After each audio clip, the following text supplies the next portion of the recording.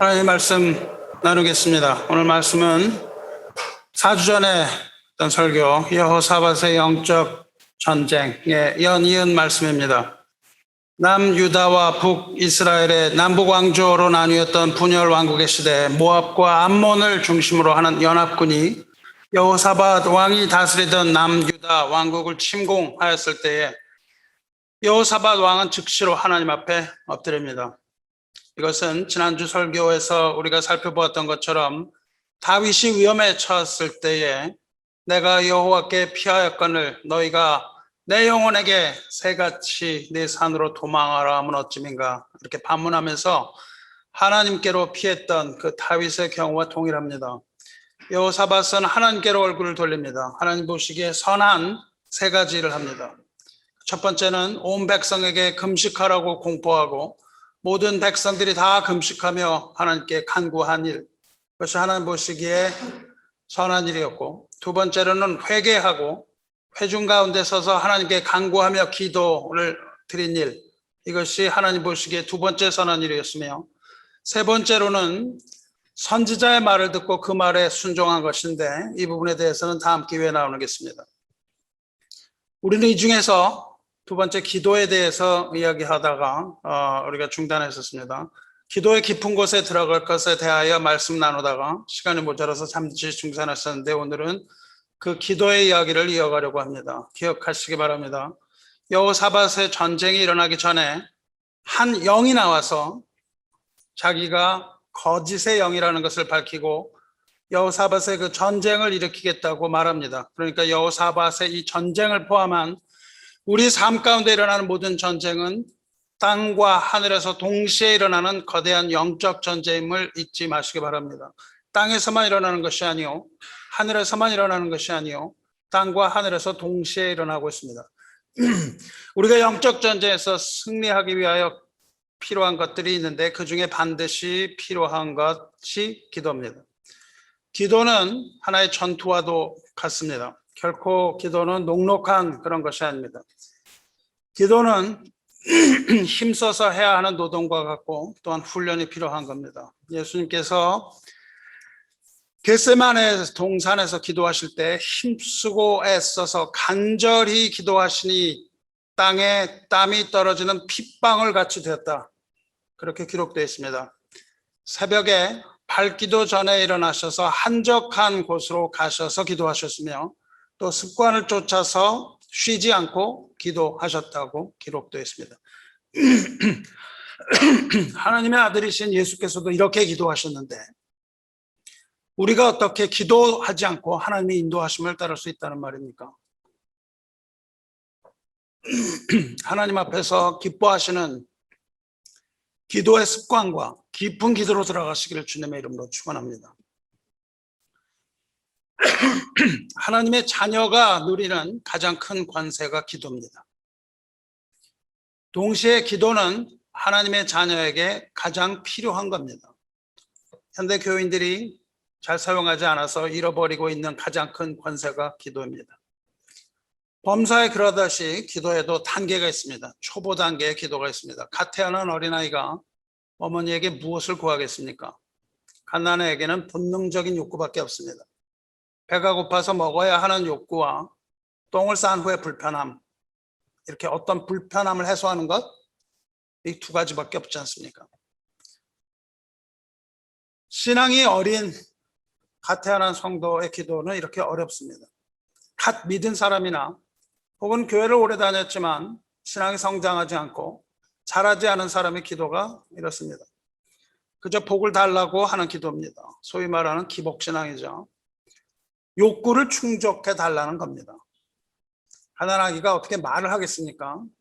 가난아기는 말하지 못하고 울음을 터뜨릴 뿐입니다. 알아듣지 못하는 울음을 터뜨릴 뿐인데 부모는 그 아이가 무엇을 원하는지 금방 알아차립니다. 그래서 기저귀를 갈아주거나 우병을 물려줍니다. 여러분, 믿음을 처음 가진 사람의 기도가 이렇습니다. 처음 믿은 사람은 어떻게 기도해야 할지 모릅니다. 신앙은 그저 울 따름입니다. 여러분, 갓 예수님을 영접하고 주님의 길을 알아가는 도정에 있습니까? 그런데 어떻게 기도해야 할지 모르겠습니까? 그래도 걱정하지 마시기 바랍니다. 그냥 울음을 터뜨리면 됩니다. 하나님 앞에 우는 거예요. 울음 한 방에 여러분의 입에 우유병이 물려지게 될 겁니다. 아버지는 우리 피로를 모두 아는 분이므로 우는 아기에게는 젖을 물리십니다.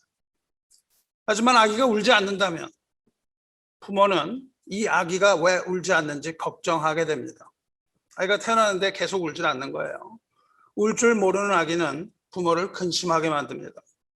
배고플 때마다 힘차게 울어도 좋습니다.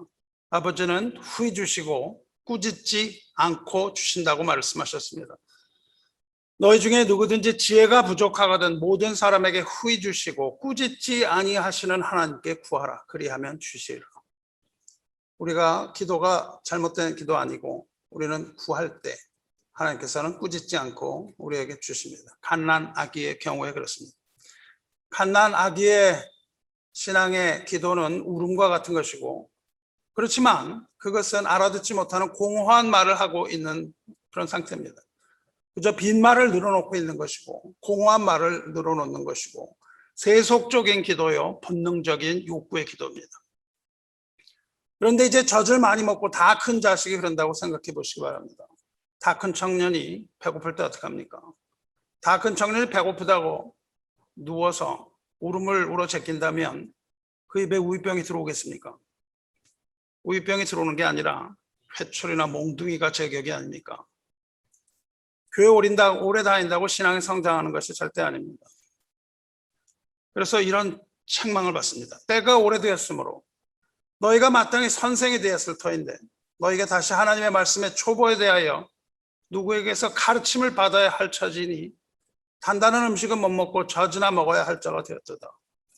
교회에 오래 다니고도 젖이나 먹어야 할 갓난아기와 같은 신앙을 갖는다면 젖을 먹을 수 있는 게 아니라 하나님의 몽둥이를 피하지 못할 겁니다.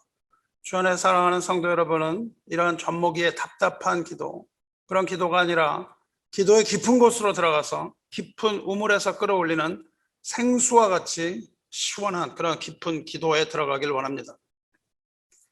이런 기도의 진전을 위해서 먼저 우리의 믿음이 전진해야 합니다. 믿음이 자라야 해요. 그런데 수고가 없는 성장이 없습니다. 수고가 없는 전진이 없고 아픔이 없는 승리가 없습니다. 고난과 어려움 가운데 우리의 믿음이 자라가고 기도의 시간 또한 늘어나게 됩니다. 믿음의 진보를 위해서 우리는 말씀을 들어야 합니다. 믿음은 들으면서 나고 들음은 그리스도의 말씀으로 말미암기 때문입니다. 그래서 기도를 하려고 하기 이전에 우리는 먼저 하나님의 말씀을 들어야 합니다. 갓난아기는 입에 젖병을 무는 그 순간에 울음을 멈춥니다. 울어서는 먹을 수가 없죠. 그래서 울음을 딱 멈추는 거예요. 자기의 욕구가 딱 충족되었기 때문에 그렇습니다. 하지만 믿음이 성장하면 우리는 뭔가 말하기 시작합니다. 기도의 1단계에서는 그것을 얻으면 기도를 딱 끝이는 거죠. 근데 기도의 2단계에 들어가면 입을 열어서 뭔가 말을 하려고 합니다. 어린아이가 자라면서 말하는 시간이 늘어나듯이 우리 기도의 시간도 믿음이 성장하면서 점점 늘어납니다. 말을 하는 거죠.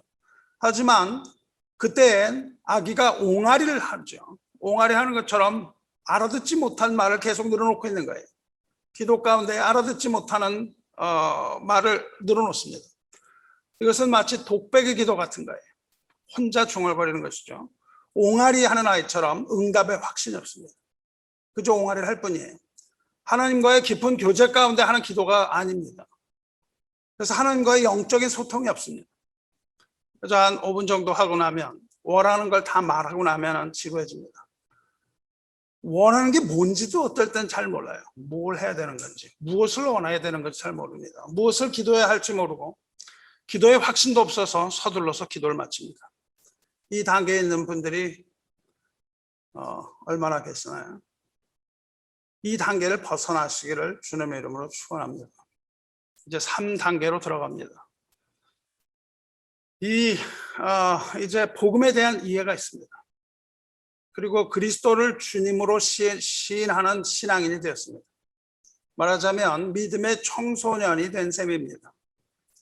나는 누구이고 하나님은 누구인가, 이렇게 심각한 생각도 나름 해봅니다. 이때쯤 되면 하늘에서 내려오는 줄을 잡습니다. 그 줄은 기도의 줄입니다. 기도의 줄을 붙잡고 흔들게 되는 거예요. 그러면은 우리가 기도를 어느 정도 꾸준히 할 수 있습니다.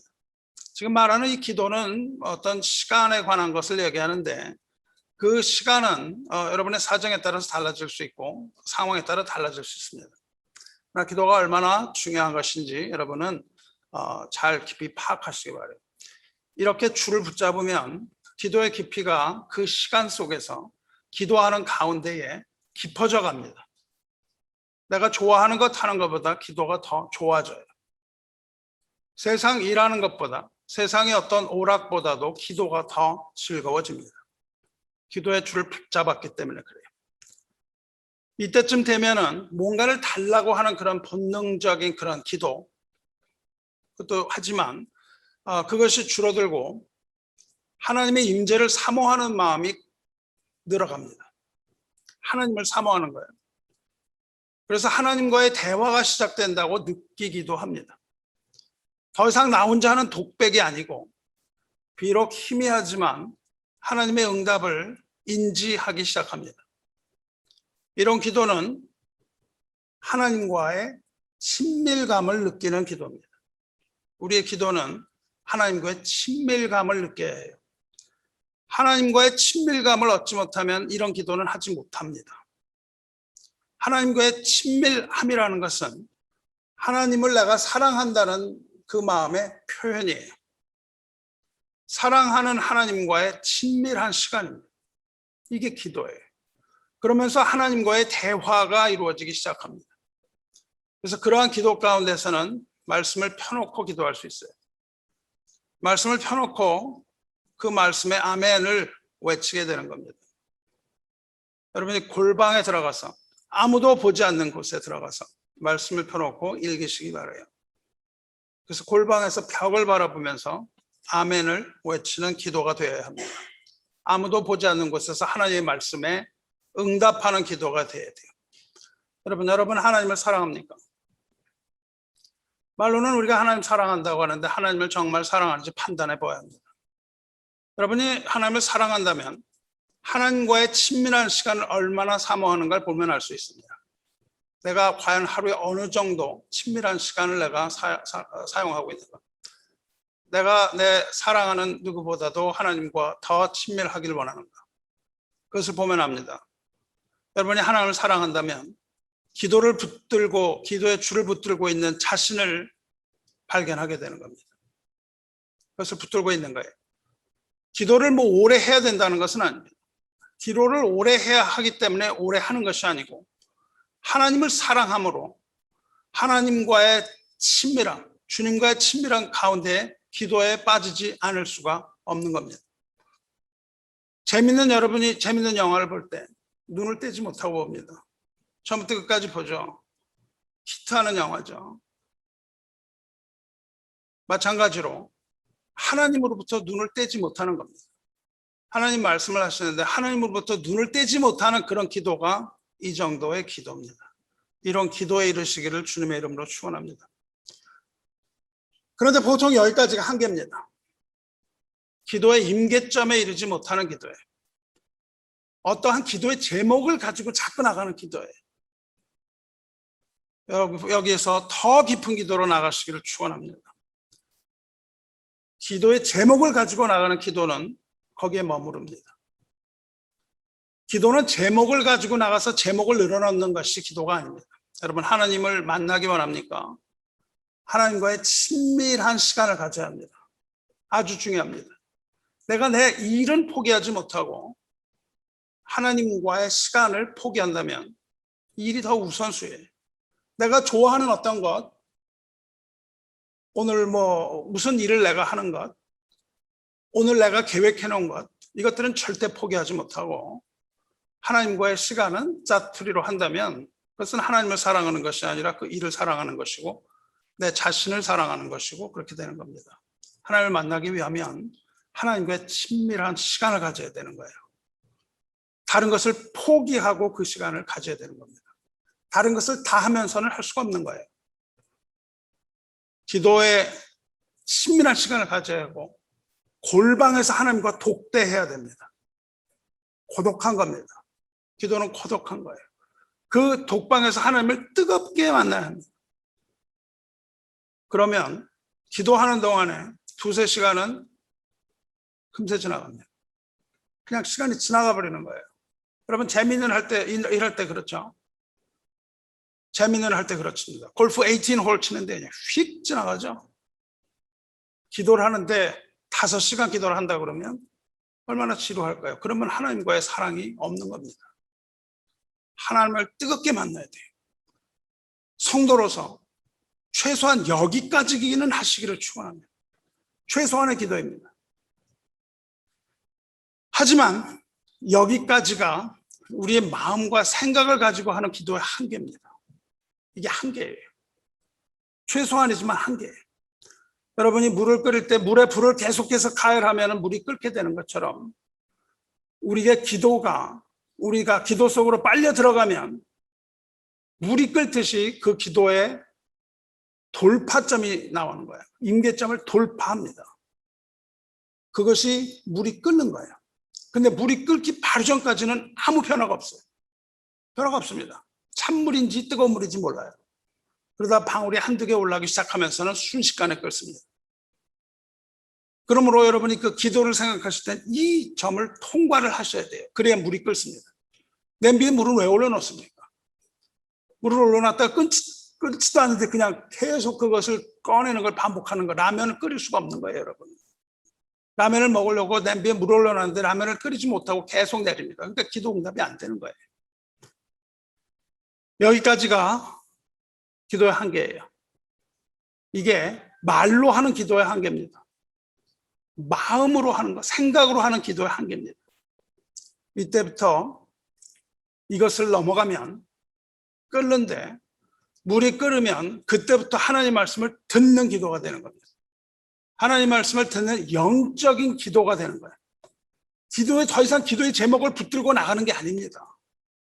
이때부터 기도의 제목은 주어집니다. 하나님이 기도를 주어주신다고요. 무엇을 기도해야 되는지 주시는 거예요. 그게 바로 하나님의 뜻대로 하는 기도입니다. 이 단계부터가 영으로 하는 기도의 단계예요. 내 영에게 말씀하시는 하나님의 영, 이게 영의 기도가 되는 겁니다. 오늘 제가 깊이 기도하는 가운데 캄캄한데 마치 이 회전 초밥집 있잖아요. 초밥집에 가면 이 초밥들이 쫙 이렇게 컨베이어 벨트를 따라서 이렇게 돌아오죠. 그런 회전 초밥집에 돌아가는 스시 접시처럼 이쪽에서 얼굴이 하나 나타나서 이쪽으로 이렇게 지나가는 걸 봤어요. 아는 얼굴들이 나타나는데 그 사람을 위해서 어떤 기도를 해야 되겠다는 생각이 드는 겁니다. 그래서 그렇게 기도했어요.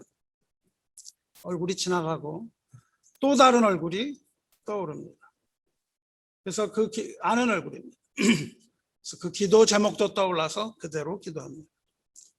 이번에는 알지 못하는 얼굴이 나타났는데 움직여가지 않고 물끄러미 서서 보고 있는 거예요.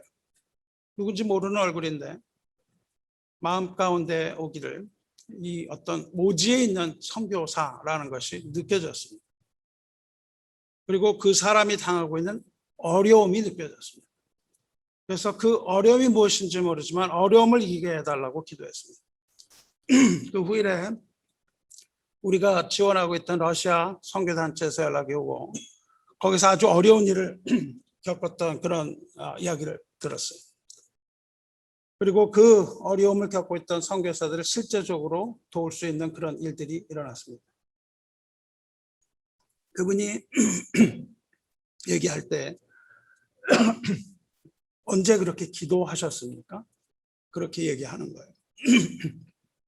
그래서 얼굴이 이렇게 계속해서 지나가고 시계를 보니까 2시간이 지났습니다. 기도의 제목을 하나님께서 주세요. 전에 사랑하는 성도 여러분, 담임 목사의 임무는 성도 여러분의 영적 상태를 돌아보는 겁니다.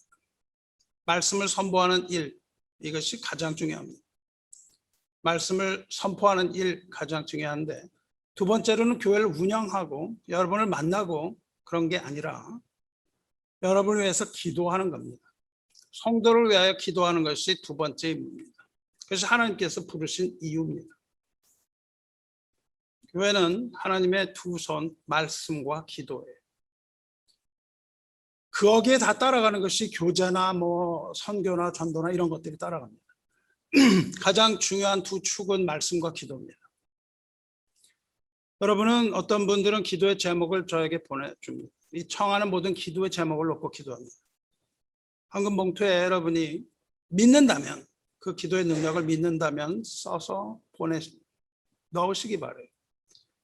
그렇게 넣거나 아니면 개인적으로 기도 제목을 신청하시기 바랍니다. 그럼 힘을 다해 기도합니다. 그런데 여러분이 기도 제목 신청하지 않아도 좋습니다. 담임 목사는 여러분을 위해서 매일 기도합니다. 어떻게 기도하냐면 하나님께 기도의 제목을 묻습니다. 기도할 때 하나님께서 주시는 제목이 있어요. 그것을 위하여 기도합니다. 여러분은 500만 원 달라고 기도해 주세요. 말하지만 하나님께서는 500만 원을 뺏어가도록 기도시키실 수도 있습니다. 그것이 유익이 된답니다. 날 건강하게 해주세요. 기도하고 청하시지만 하나님께서는 그것을 취하시기를 원하기도 합니다. 하나님께서는 그 기도 제목을 계속 마음 가운데 주시는데 필요에 따라, 때를 따라 하나님께서는 여러분에게 기도할 사람을 붙여주시는 것을 잊지 마시기 바라요. 하나님의 뜻대로 기도하는 기도자가 있습니다. 기도하지 못할 때가 있습니다. 지쳐서 기도하지 못한다고 낙심하지 말고 기도를 청하시기 바랍니다. 담대하게 기도를 요청할 수 있는 사람이 믿음의 사람입니다. 비밀을 여러분이 얘기해도 좋습니다. 신청한 기도 제목은 절대 다른 사람과 나누지 않습니다. 하나님에게만 털어놓는 겁니다. 사도 바울은 아시아의 복음을 전하라고 무진회를 썼습니다. 그렇게 기도하고 있을 때 성령께서 그 일을 막으세요. 선한 뜻으로 기도했습니다. 복음을 전하게 해달라고 기도했는데 하나님 못하게 하세요. 그래서 비두니아라는 곳으로 가서 애써서 기도합니다. 그런데 예수의 영이 허락하지 않으십니다. 이상하죠? 선교하고자 하는데 하나님 못하게 하시는 거예요. 저도 하나님의 부르심을 받아서 말씀을 전하라고 하는데 하나님이 입천장을 딱 닫으십니다. 하나님이 입천장을 닫으시면 말을 못합니다. 하나님은 부르시고 말 못하게 하실 때도 있습니다. 말하라고 부르시고 말 못하게 하세요. 그런데 그렇게 못하게 하시는 그런 가운데 성령의 역사하심 가운데 기도하던 바울이 환상을 봅니다. 환상 가운데 마게도냐 사람 하나가 나타납니다. 그래서 청합니다. 마게도냐로 건너와서 우리를 도우라. 그러자 바울은 그 사람에게 복음을 전하라고 부르신 줄로 여기고 길을 떠나서 마게도냐로 향하는 걸 봅니다. 선교를 하는 것이 중요한 게 아니라, 전도를 하는 것이 중요한 게 아니라 하나님께서 보여주시는 것을 하는 게 중요한 겁니다. 이것을 성령 안에서의 기도라고 부르며 성령의 인도하심을 따르는 자의 삶이라고 부릅니다. 주 안에 사랑하는 성도 여러분, 지금부터 하는 말은 아주 조심스럽게 하려고 합니다. 왜냐하면 이것을 잘못 이해해서 여러분의 기도 생활이 오히려 무질서하게 되며 자칫 거짓의 영이 지배하는 거짓 기도를 할 수 있게 되기 때문입니다. 기도의 깊은 곳에 들어가면 우리의 영이 기도합니다. 이때 하나님께서 주신 은사를 사용하게 됩니다. 하나님께서 영으로 기도할 수 있도록 도우시는 방법이 여러 가지가 있는데 그 중에 하나가 방언으로 기도하는 방언 기도입니다. 방언에 대해서 말씀을 전하려고 합니다. 방언은 오순절에 처음 일어난 현상인 것을 우리는 잘 알고 있습니다. 초대교회 120문도가 오순절 날 마가다락방에 모여서 기도하고 있을 때 호련히 하늘로부터 급하고 바람 같은 소리가 들리고 불의 혀와 같이 갈라짐과 같이 성령이 거기 모인 한 사람 한 사람 위에 임했습니다. 모인 곳에 성령께서 임하셨습니다. 모여서 기도하고 있는 가운데 성령께서 임하셨습니다. 그리고 각자의 성령의 충만함을 받습니다. 그러니까 거기서 기도했던 것은 성령 안에서 한 기도가 아닙니다. 성령이 임하시지 않았기 때문에. 성령이 임하시지 않은 가운데에 기도하는 중에 성령이 임합니다. 그래서 각각 성령의 충만함을 받아서 성령이 말하게 하심을 따라 다른 언어들로 말하기 시작합니다. 이것이 방언의 시작입니다. 여기서 방언이라는 것은 글로사, 즉 혀라는 뜻입니다. tongue이라는 뜻이에요. 세상 여러 나라의 고유 언어를 말합니다. 한국어, 영어, 독일어, 일본어 말하자면 이런 거죠. 여기서 주의하시기 바랍니다. 성경에서 방언을 말한다고 할 때 사람들은 그것이 방언 기도라고 생각하는데 그렇지 않습니다. 실제 자기의 언어가 아닌 다른 언어를 말하는 겁니다.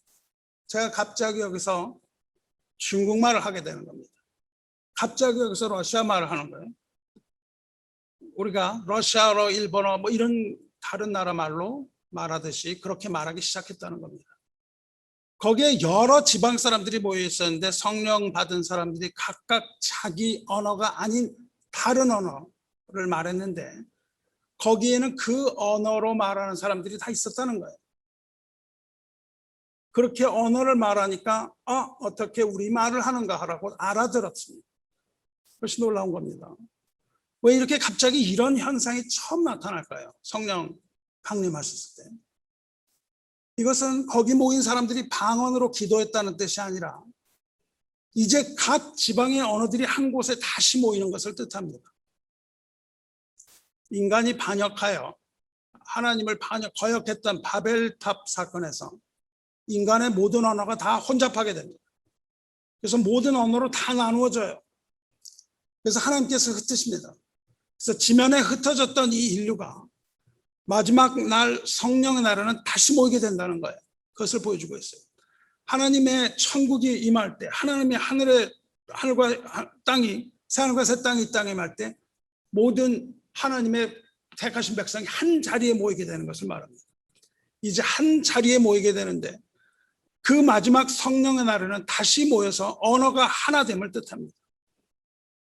모든 백성들이 한 성령 안에서, 한 하나님 안에서, 그리스도 예수 안에서 한 백성이 되는 신호탄, 그것이 바로 오순절 성령 사건이에요. 그래서 거기에는 반복하여 한 성령 안에서, 모두 한 성령 안에서, 한 하나님 안에서 이것을 계속 반복합니다. 그러므로 여러분이 성경을 읽을 때 방언이라는 말이 나오면 무조건 방언 기도라고 혼동하지 마시기 바랍니다. 방언 이전에 언어를 말합니다. 하지만 방언으로 하는 기도가 있습니다. 이 방언과 방언 기도는 고린도전서 12, 13, 14장에 걸쳐서 자세하게 다루고 있습니다. 고린도 전서는 고린도 교회는 주로 이방인으로 구성되어 있었어요. 그런데 어마어마하게 사도 바울을 대적합니다.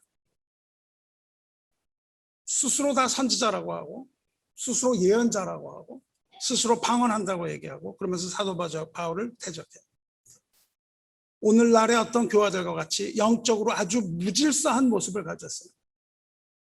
그러한 교회에 사도 바울이 보내는 사실, 그것이 고린도 전후서예요.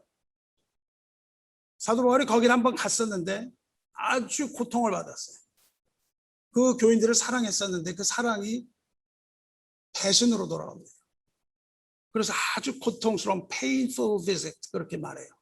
거기에 갔던 것을 아주 고통스럽게 생각하면서 고린도서를 씁니다.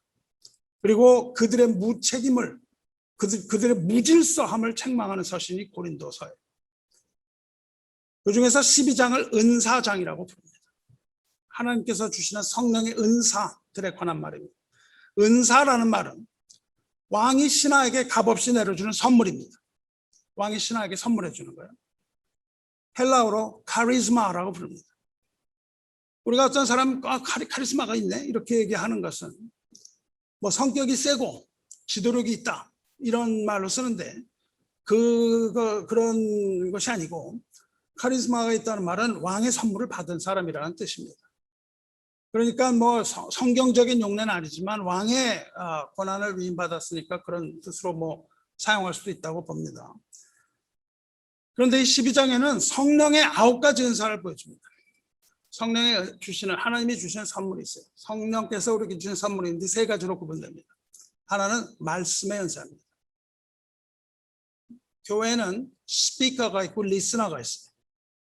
스피커를 주시고 리스너를 주셨습니다. 듣는 자가 있고 말씀하는 자를 주셨어요. 이게 거꾸로 되면 무질서가 되는 겁니다. 스피커가 말을 하지 않는 것, 리스너가 말을 하는 것, 이것이 다 무질서에 들어가요. 그래서 하나님께서 말씀의 은사를 주셨는데 말씀의 은사로는 지혜의 말씀, 지식의 말씀 2가지 주십니다. 말씀의 은사 다음에 믿음의 은사입니다.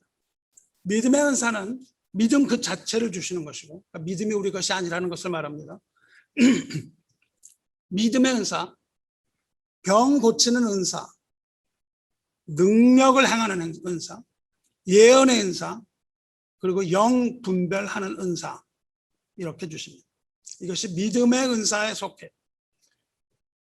그리고 3번째가 방언의 은사입니다. 방언의 은사는 혀의 은사인데 2가지입니다. 하나는 방언을 말하는 것, 또 하나는 방언을 통역하는 것. 이 2가지 은사가 있습니다. 그런데 우리가 알아야 할 매우 중요한 사항이 몇 가지 있습니다. 우리가 분명히 알아야 할 첫 번째는 이 모든 은사가 한 성령께서 주시는 선물이라는 겁니다. 이게 가장 커요. 이 모든 일은 같은 한 성령이 행하사 그의 뜻대로 각 사람에게 나눠주시는 것이나 몸은 하나인데 많은 지체가 있고 몸의 지체가 많은 한 몸과 같이 그리스도로 그러하니라. 하나라는 걸 굉장히 중요하게 얘기해요. 그러니까 여러 가지 은사는 각각 별개로 주는 것이 아니라 교회, 즉 공동체의 지체들에게 주신다는 겁니다. 교회의 한 멤버로서 주시는 거예요. 공동체 전체에게 어떤 걸 주시는 게 아니라 한 사람 주시는데 각각 사람에게 주신다는 겁니다. 그러니까 여기서 교회라는 것이 굉장히 중요한 겁니다. 교회라는 것을 떠나서 은사라는 것이 존재하지 않는다는 거예요. 교회는 한 성령을 믿는 공동체이므로 한 성령께서 우리에게 나눠주시는 겁니다. 이것을 잘 인지하셔야 돼요. 이것을, 이런 은사를 받은 사람을 하나님의 영으로 말하는 자라고 부릅니다. 하나님의 영으로 말하는 자는 성령을 따라 말하는 자인데, 하나님의 영으로 말하는 자의 말의 특색은 예수님을 주님이라고 부르는 것이라는 거예요. 그것이 성령을 따라 말하는 자입니다. 성령을 따라 말하는 자는 예수가 주라 말하는, 시인하는 겁니다. 여러분이 진정으로 예수를 믿고 주님으로 믿고 고백하면 여러분의 생각이 말하는 것이 아니라 여러분의 영이 말하고 있다는 걸 잊지 마시기 바라요. 영이 아니고는 그 얘기를 할 수 없다는 겁니다. 성령이 아니고는 예수를 주시라 할 수 없는 겁니다. 우리 안에 성령이 있어야 예수님이 주인 것을 실질적으로 고백할 수 있다는 겁니다. 반대로 여러분이 예수를 주님이라고 고백한다면 여러분이 성령의 사람인 것입니다. 둘째로 각 사람에게 성령을 나타내심이라고 그러는데 성령을 나타내시는 이유가 있습니다. 성령을 나타내시는 이유, 이 모든 은사들은 다 유익을 위해서 그렇다고 말씀하십니다. 유익하게 하기 위하여. 무엇에 유익하냐면 교회를 세워나감에 유익하게 하기 위하여 성령께서 은사를 주신 것입니다. 그 은사가 쓰여지는 목적은 교회를 세우는 데 있는 거예요.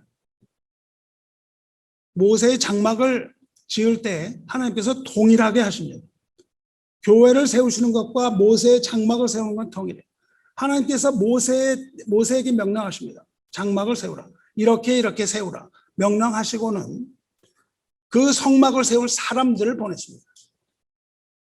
그 성막을 세울 사람들을 보내시는데 먼저 하신 것은 선택하신 겁니다. 백성들로부터 선택하여 부르셨어요. 그리고 그들에게 성령을 충만하게 하신 후 그리고 성막을 짓는 데 필요한 모든 지혜를 허락하셨습니다. 순서가 거꾸로가 아닌 거예요. 교회도 마찬가지입니다. 교회는 부르심을 받은 사람들이 세워가는 공동체입니다. 무슨 능력이나 재주 있는 사람을 부르시는 것이 아니에요. 능력 있는 사람 부르시는 것이 아니라 먼저 부르시고 그 다음에 성령을 주십니다. 그리고 한 성령 안에서 한 성령을 마시는 교회 공동체를 먼저 이루시고 그 다음에 은사를 주십니다. 서로 다른 지체들이 협력하여 교회를 세우게 합니다. 이것이 은사를 주시는 목적이에요. 교회에 없는 은사라는 것이 없는 겁니다. 그러므로 은사를 개인적인 욕심에 쓰려고 한다거나 어떤 황홀경에 이르려고 한다거나 신비함의 경지에 이르기 위해서 사용하는 것은 악한 영에게 이끌리는 겁니다. 은사를 받은 사람으로서 하나님의 책망을 듣게 될 것입니다. 매를 맞게 될 것이므로 우리는 조심해야 됩니다. 세 번째로 12장에서 은사에 대해 설명한 후 후반부 은사 12장에는 두 가지인데 하나는 은사가 나오고요. 그 다음에 직분이 나와요. 은사와 직분은 다른 것입니다. 교회에서 이것을 잘 모르면 은사를 받았다고 하면서 교회를 무질서하게 만드는 거예요. 고린도 교회가 이것 때문에 그렇게 됐습니다. 은사를 받았다고 하면서 직분과 혼동한 거예요. 은사를 받았다고 하면서 그것을 잘못 휘둘러서 엄청난 재앙을 불러일으키는 겁니다. 말하자면 예언의 은사와 다른 직분을 혼동해서는 안 되는 거예요. 예언에 대해서는 다음에 말씀드리겠습니다. 사도, 목사, 교사, 다스리는 자 등을 직분이라고 불러요. 예언, 방언 등은 은사입니다. 예언의 은사를 받았다고 해서 목사의 직분을 맡을 수가 없습니다. 방언의 은사를 받았다고 해서 방언으로 설교할 수가 없는 겁니다. 그런 은사를 받았다고 해서 다스리는 직분을 맡을 수가 없다고 얘기하고 있는 겁니다.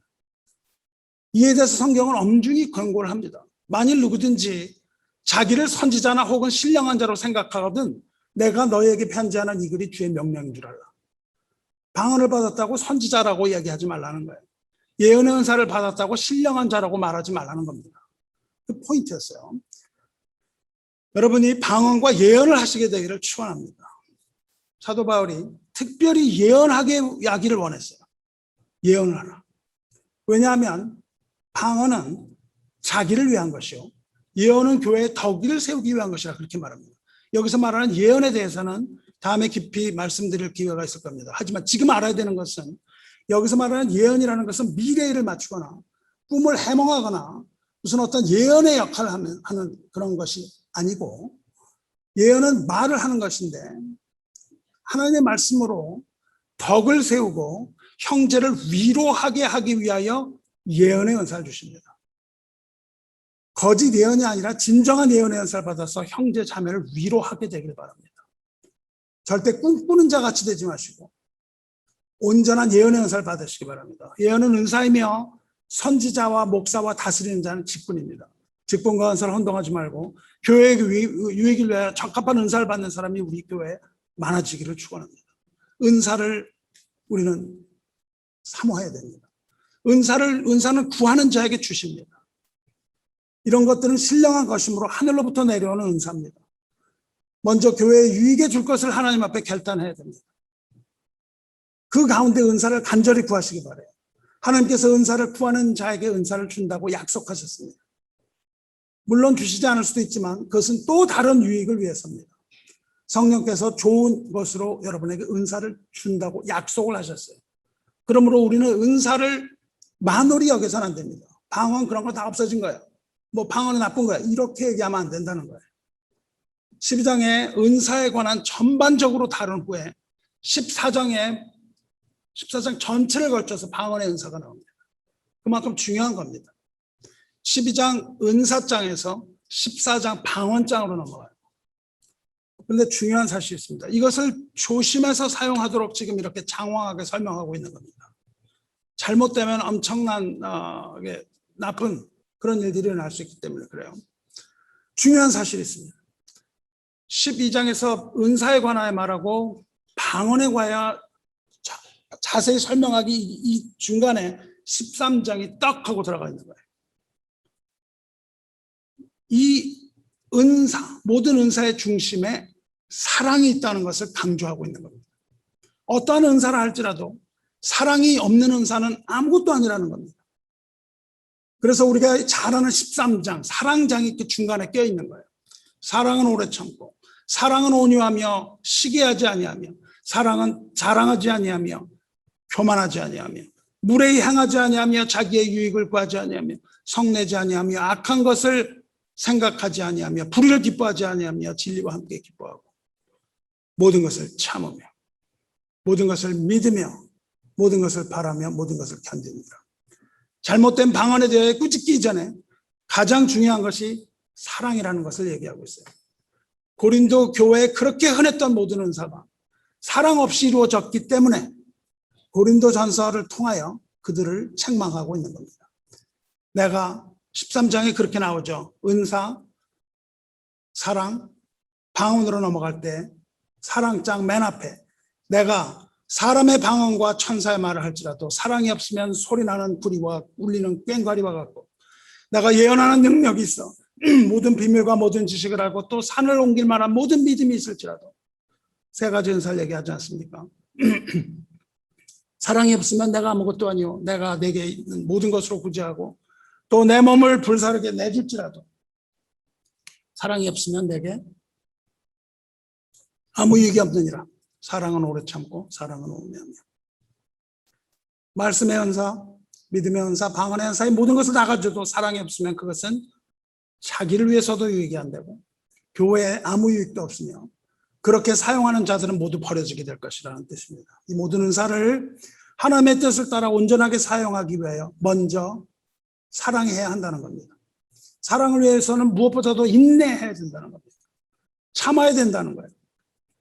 온유한 가운데 서로 용납하고 자기의 유익을 구하는 것이 아니라 남을 섬기고, 무례한 행동을 하지 말고, 형제를 교만하게 대하지 말고, 악한 생각을 하지 말고, 형제 가운데 모든 것을 참고 견디며, 그것이 사랑임을 입증해야 된다는 겁니다.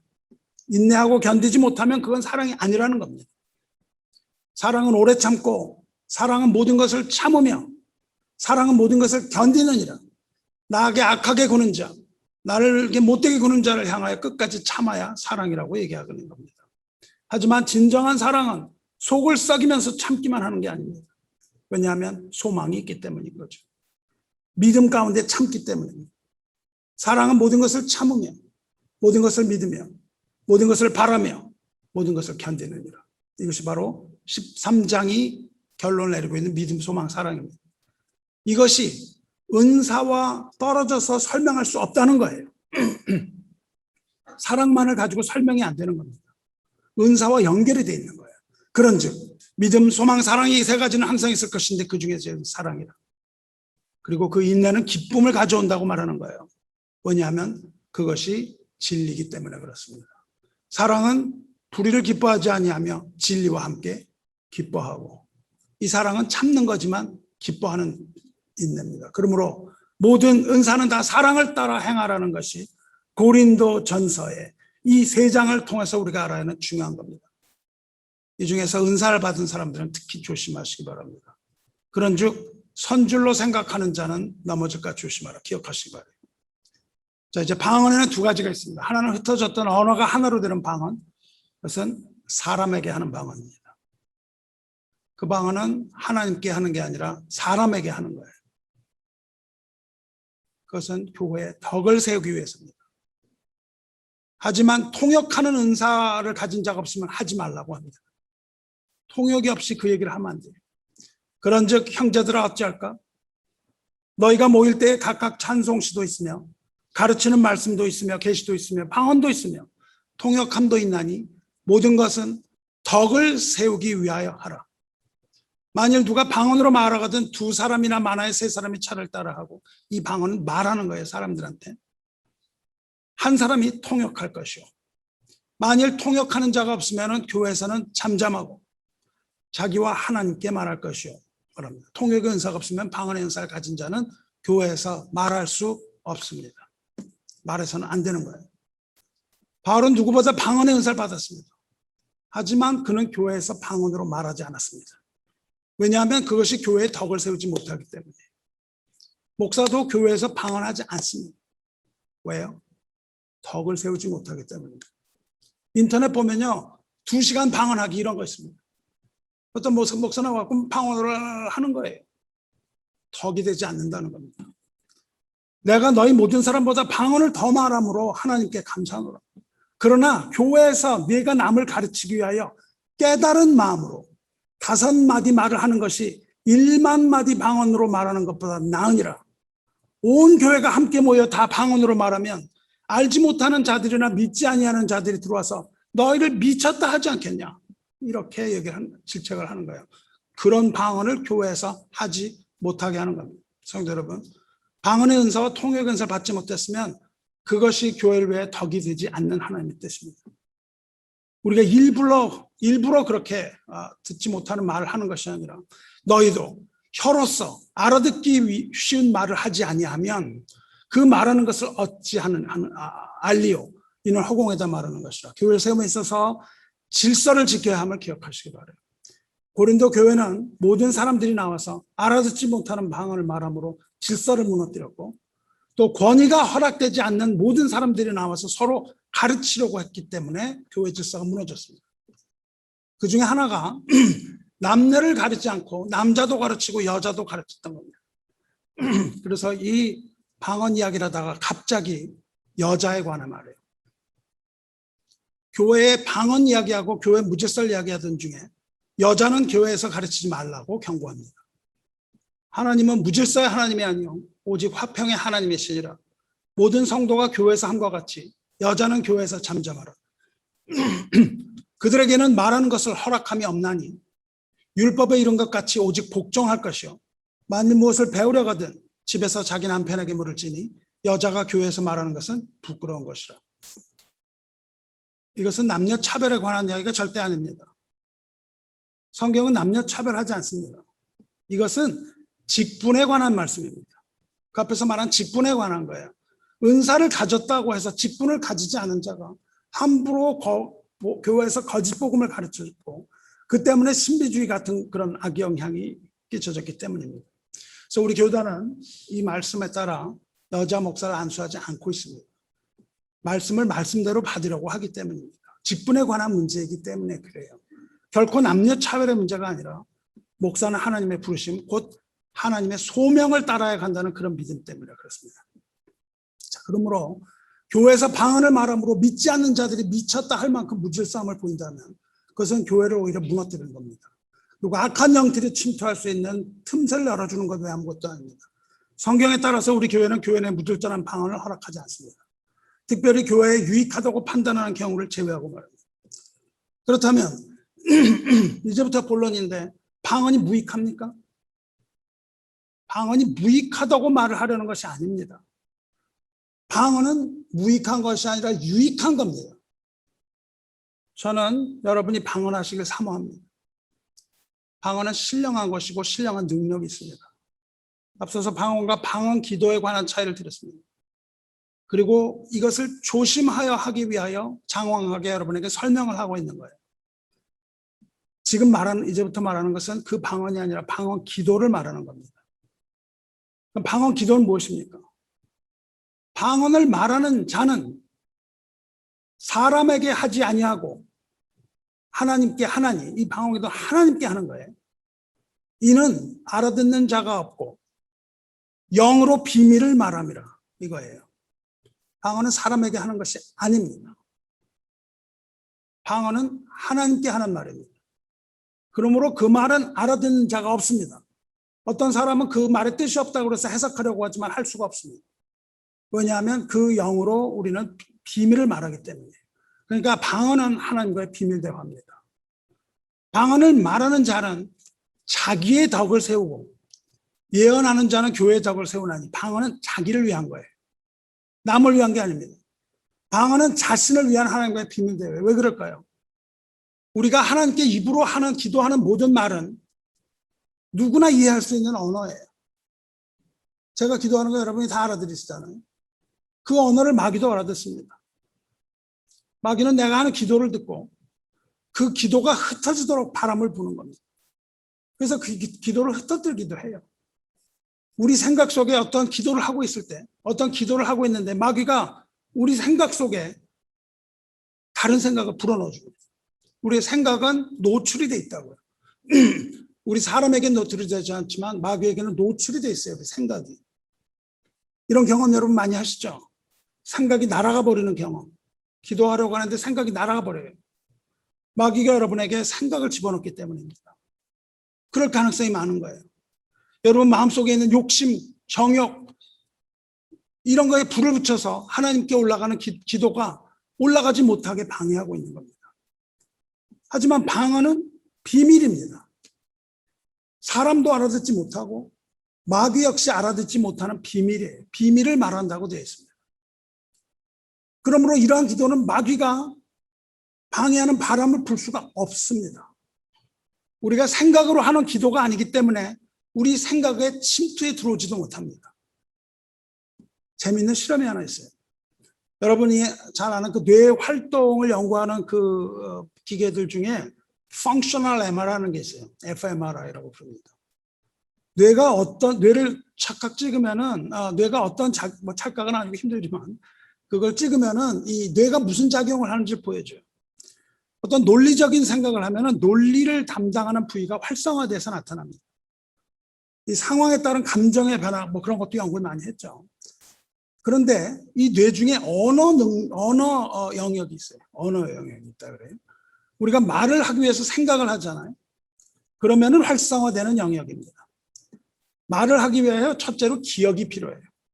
기억을 정리하는 게 논리예요. 그래서 이 쇼트텀 메모리가 짧은 사람은 논리적인 말을 하지 못합니다. 말을 논리적으로 하기 위해서는 기억력이 있어야 돼요. 아주 짧은 걸 기억하는 것들. 이 기억의 영역하고 논리의 영역이 서로 협력해서 우리가 말을 하게 해주는 겁니다. 이렇게 말을 하고 할 때는 그 영역이 딱 활성화되는데 어떤 실험을 했냐면 방언한다는 사람들을 모아갖고 실험을 했어요. 그래서 방언이 뇌의 영역이면은 방언할 때 언어 영역이 활성화될 거다. 이런 가정이죠. 만일 그렇지 않다면 방언은 우리의 언어 영역을 가지고 말하는 말이 아니다 이거잖아요. 실험 결과가 흥미롭습니다. 대부분은 방언을 하라고 그러면 뭐 랄랄랄랄 하는데 그거를 하기 위하여 뇌가 작용을 하는 거예요. 그래서 언어 영역이 활성화가 돼서 탁 나타납니다. 나는 뭐 모르는 뜻 같은 거 하는데 내가 만들어낸 말이라는 겁니다. 랄랄랄 룰룰룰 하기 위하여 언어 영역이 활성화됐다고요. 그러니까 자기가 아는 말을 한 겁니다. 랄랄랄랄은 말을 한 거예요. 룰룰룰라는 혀를 놀리기 시작한 거예요. 뇌가 시켜서. 그 사람들 다 가짜 방언이라고 결론을 내렸습니다. 하지만 그 중에 놀랍게 어떤 사람들은 알아듣지 못하는 그런 수많은 방언을 하는데 언어 영역이 전혀 활성화되지 않는 거예요. 언어를 하려고 하는 게 아닙니다. 그 말을 하고 있는데 언어의 영역이 된 게 아니에요. 이것을 보고 학자들은 방언의 진실성에 대하여 무게를 두고 있습니다. 그것이 뭐 증명된 건 아니지만 성도 여러분, 믿음으로 우리는 방언에 실존하는 성령의 은사임을 믿어야 합니다. 믿을 수 있습니다. 하나님께서 신령한 방언의 은사를 주시면 여러분은 그 누구도 알아듣지 못하는 말로 기도할 수 있습니다. 비밀을 말합니다. 이것이 온전한 성령의 은사로서의 참 방언이에요. 이러한 방언을 사모하시기를 여러분 주님의 이름으로 축원합니다. 앞서서 기도의 깊은 곳으로 들어가기 위해서 영으로 기도해야 된다고 말씀드렸어요. 영으로 기도한다 하면 성령 안에서 기도하는 걸 뜻해요. 반드시 방언으로 기도하는 것을 말하지는 않습니다. 영으로 기도하면 성령 안에서 기도하는 거예요. 하지만 방언의 은사를 받으면 방언으로 기도하게 됩니다. 방언 기도가 영의 기도의 한 방편이에요. 성령이 인도하시기 때문입니다. 여러분 그렇지만 방언을 받지 못했습니까? 그래도 걱정하지는 마세요. 방언 기도는 하나의 은사이기 때문에 받지 못한 사람이 많습니다. 그리고 현대교회의 믿음의 축소와 함께 점점 사라져가는 은사이기도 합니다. 방언을 받은 사람이나 받지 못한 사람이나 모두 성령 안에서 기도할 수 있습니다. 왜냐하면 성령의 기도나 방언의 기도나 모든 기도의 중심이 우리에게 있지 않고 성령께 있기 때문에 그렇습니다. 성령의 도우심을 받아서 우리가 영의 기도를 할 수 있습니다. 로마서 8장 26절에 성령도 우리의 연약함을 도우시나니 우리는 마땅히 기도할 줄 알지 못하나 오직 성령이 말할 수 없는 탄식으로 우리를 위하여 친히 간구하시느니라. 성령 안에서의 기도는 기도의 중심이 성령이에요. 나의 구함에 있지 않고 성령께서 연약한 우리를 도우십니다. 이 부분에서 다음에 알려드릴게요. 여러분, 기도의 깊은 곳으로 노져 나가시기 바라요. 특별히 방언의 은사를 사모해 보시기 바라요. 믿고 사모해 보세요. 방언은 연습해서 되는 게 아닙니다. 연습은 우리의 노력이에요. 노력이 들어가면 더 이상 선물이 아닙니다. 우리가 노력해서 얻는 건 선물이 아니에요. 방언을 연습하라고 얘기합니다. 인터넷 보면 처음에 랄랄라 이거는 애기 방언이래요. 그러다가 그게 되면은 영적인 전투로 한대요. 영적인 전투는 따따따로 변한답니다. 연습을 해버려요. 계속 룰룰룰 랄랄라 하면은 그게 아닙니다. 여러분. 진정한 은사는 우리의 노력이 아니라 하나님께서 주시는 것만이 선물이에요. 우리는 그것을 간구합니다. 여러분, 골방에 들어가서 기다리면서 방언의 은사를 구해야 돼요. 오락을 금하고 금식하며 주의를 성수하며 삶을 하나님께 드리며 골방에서 끈질기 깊은 기도로 들어가 보시기 바라요. 하나님께서 방언의 은사를 주시기를 축원합니다. 이 방언의 기도는 골방에서 은밀하게 하는 겁니다. 나만이 하는 거예요. 교회에 가지고 나오지 말아야 됩니다. 그 이유는 이미 말씀드렸어요. 장황하게 말씀드렸잖아요. 나와서 그것을 사람에게 하는 게 아니라고요. 이 말씀을 나누기가 왜 이리 조심스러운지도 장황하게 말씀드렸습니다.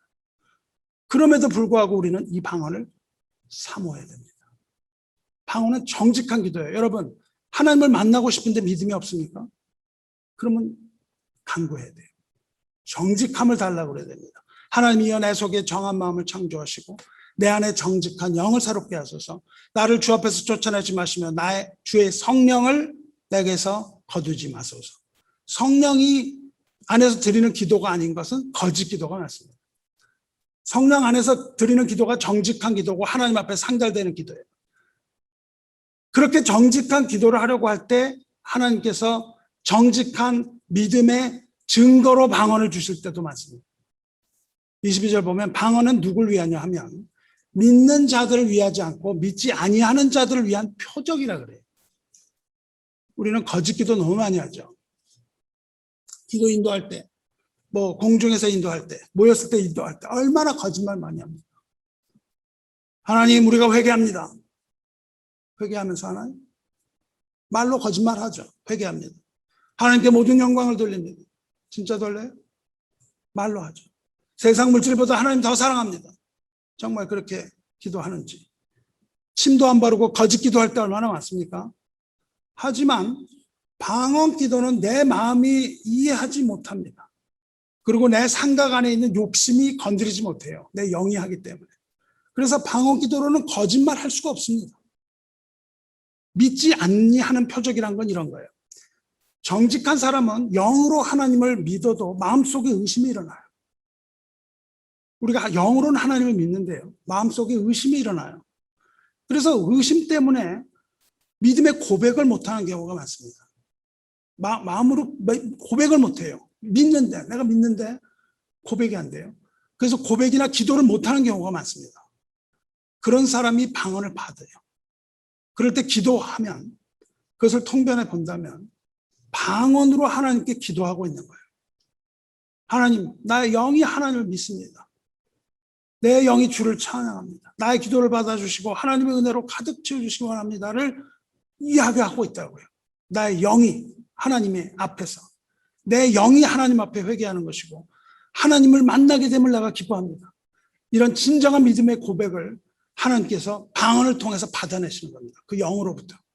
우리의 생각이 아직 의심이 가득하지만 하나님께서 우리 영을 붙드시는 거예요. 그래서 우리의 마음에 의심이 가득 차도 그것은 불신앙이 아닙니다. 우리 마음 가운데 의심이 가득할 수 있어요. 하지만 우리의 영이 하나님을 향하고 있고 우리의 영이 하나님께 붙들린 바 되면 우리는 그런 고백을 해요. 저는 성도 여러분, 이런 방언을 자신을 유익하게 하는 겁니다. 방언을 사모하되 은밀한 기도의 장소에서 마음껏 사용하시기 바라요. 하지만 방언을 받았다고 하더라도 방언으로만 기도해서는 안 됩니다. 내가 만일 방언으로 기도하면 나의 영이 기도하거니와 나의 마음은 열매를 맺지 못하니라 했습니다. 우리의 영과 혼은 하나입니다. 영으로만 기도하면 우리의 마음, 즉 생각과 이성이 열매를 못 맺어요. 그러므로 깊은 기도는 이 두 가지를 다 사용하는 겁니다.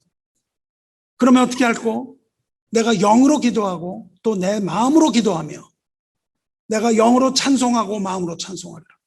우리가 입으로만 찬송하는 게 아닙니다. 우리가 영으로 찬송하고 마음으로 찬송하고 영으로 기도하고 마음으로 기도해요. 영은 영이고 마음은 우리 생각이죠. 영의 기도와 마음의 기도, 영의 기도와 생각의 기도를 병행해서 기도해야 돼요. 마음의 생각으로 기도하고 마음의 생각과 입으로 찬송하되 성령 안에서 영으로 기도하고 영으로 주님을 찬송하는 것, 이것이 진실로 깊은 기도의 삶입니다. 입으로만 하는 간구, 10분도 모자라 있는 그런 구하기만 하는 기도, 말로만 하는 기도, 회개 없는 기도, 열매 없는 기도, 이런 기도가 아니라 영으로 기도하고 마음으로 기도하시기 축원합니다. 이것이 예수님께서 말씀하시는 골방의 기도예요. 성령 안에서의 기도예요. 영적 전투의 기도예요. 승리하는 기도입니다. 피가 땀방울처럼 흐르는 기도입니다. 하나님께서 들으시는 기도예요. 하나님께서 말씀하시는 기도입니다. 주님의 응답을 받는 기도의 모습입니다. 사도 바울이 에베소 6장 영적 전투에 관하여 말할 때 굳게 서서 하나님의 전신갑주 입으라고 말합니다. 그리고 마지막으로 성령의 검, 곧 하나님의 말씀을 가지라고 했습니다. 그리고 그 다음에 이렇게 말했습니다. 모든 기도와 간구를 하되 항상 성령 안에서 기도하고 이를 위하여 깨어 구하기를 항상 힘쓰며 여러 성도를 위하여 구하라. 모든 영적 전투의 준비를 마치고 기도와 간구, 전신갑주 입고 성령의 말씀, 성령의 검, 하나님의 말씀 가져야 됩니다. 그 후에 그것이 영적 전투의 준비를 마치는 거예요. 그리고 실제로는 기도와 간구로 하나님께 순종하는 겁니다. 전투에서 승리하는 기도는 성령 안에서의 기도예요. 즉 영으로 하는 기도입니다. 또한 마음이 깨어서 구하기를 힘쓰는 기도예요. 이것을 사도 바울이 두 가지를 다 얘기하고 있습니다. 뿐만 아니라 여러 성도를 위하여 구하는 기도, 이런 기도야말로 성경의 기도를 말합니다. 성령에 이끌리는 기도예요. 영의 기도와 마음의 기도입니다. 말씀 맺겠습니다. 앞서 말씀드린 것처럼 기도의 중심에 무엇이 있습니까? 이런 기도의 중심, 은사의 중심, 기도의 중심에 무엇이 있습니까? 사랑이 있습니다. 주님께서 세 계명을 주셨습니다. 마음과 뜻과 힘을 다하여 하나님을 사랑하고 내 형제를 내 몸과 같이 사랑하라. 그런데 우리가 하나님 사랑한다면 기도하지 않을 수 없습니다. 그리고 그렇게 기도한다면 점점 기도의 깊은 곳으로 노져가게 돼요. 이것이 바로 예수님께서 말씀하신 생명수의 강입니다. 성령 안으로 깊이 들어가는 것이 바로 배에서 생수의 강이 흘러나오리라 말씀하신 거예요. 하나님 사랑으로 기도의 깊은 곳 들어가시기 바라요. 반드시 들어가시기 바라요. 거기에 들어가면 여러분의 영혼은 하늘의 영광을 보는 겁니다. 그 깊은 곳에 들어가면 세상이 온데간데 없어지는 겁니다. 세상은 온데간데 없고 오직 주님과 나만 남는 겁니다. 주님과 나만 있는 곳, 거기가 바로 깊은 기도의 자리예요. 거기서 우리는 하나님의 음성을 듣게 되는데 그 음성이 곧 사랑의 음성입니다. 서로 사랑하라는 음성이에요. 여러분은 방언으로 하나님께 영의 비밀을 정직하게 말할 수 있습니다. 주님을 사랑합니다. 마음과 힘과 뜻과 목숨보다 주님 사랑합니다. 여러분이 영이 말하는 거예요.